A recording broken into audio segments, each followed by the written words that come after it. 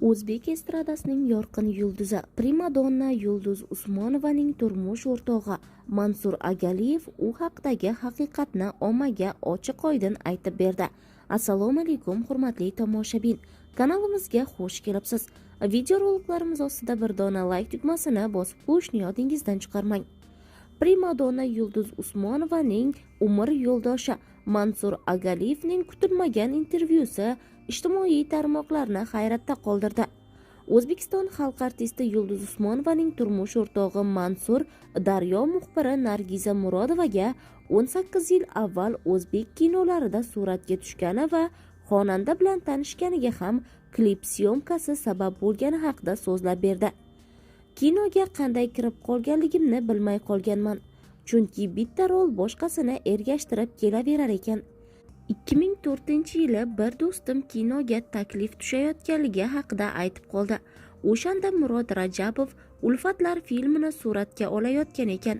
Shu rolni ijro etish uchun rahmatli Nodir degan aktyor yigit ham kelgan edi. U baquvvat To'lachidan kelgan, ammo Murod aka meni tanlaganda. Erkin Komilov ursam xafa bo'lmaysizmi deb kulganda. Syomkadan keyin Murod aka yonimga kelib, "Uka, gonoraringiz qancha bo'ladi?" deganda, "Mening biznesim bor, gonorar shart emas" deb javob berganman. Keyin bitta ayol rejissyor syomkaga chaqirgan. Borsam millatim rolga to'g'ri kelmaganligini aytgan. Kinoga millatning nima aloqasi bor deb xafa bo'lganman. Endi syomkalarga bormayman deb turganimda rus ijodkorlari Zastava serialiga taklif etishgan. Undan keyin turkiyalik mashhur aktyor Orhan Gencebayning ayoli Qashqirlar makoni serialiga taklif etgan. Ba'zi sabablarga ko'ra uning ham syomkasida qatnasha olmaganman. Keyin Yulduz Usmonovaning klipida suratga tushishga taklif etilganman. Klip sabab ikkimizning ham baxtimiz ochilgan.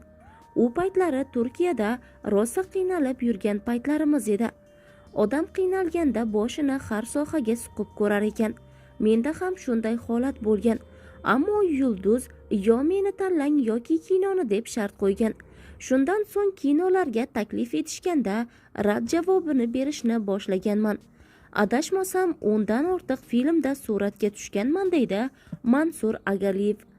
Xonanda Yulduz Usmonova esa turmush o'rtog'i bilan o'rtalaridagi munosabat anchayin yaxshiligi. Turmush o'rtog'i bor ishla desa deydiki, to'yga bormaysan demaydi. Agar shunday bo'lsa, o'sha kuni oila ham tugaydi.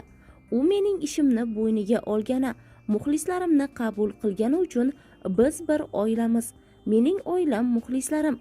Qizim mendan xabar olmasa olmaydiki, muxlislarim mendan xabar oladi. Rahmatli Gavhar Rahimovanikida yurardik. O'shanda hech ham nabiralari kelmaydi-ya deb hayron bo'lardim. Chunki ular oyda, yilda bir mehmon bo'lib kelardi. Biz esa har kuni yonida edik. Ularning muxlislari biz ekanmiz. Shogirdlari bolalaridek bo'lib qolgan ekan deydi xonanda o'zining bergan intervyularidan birida.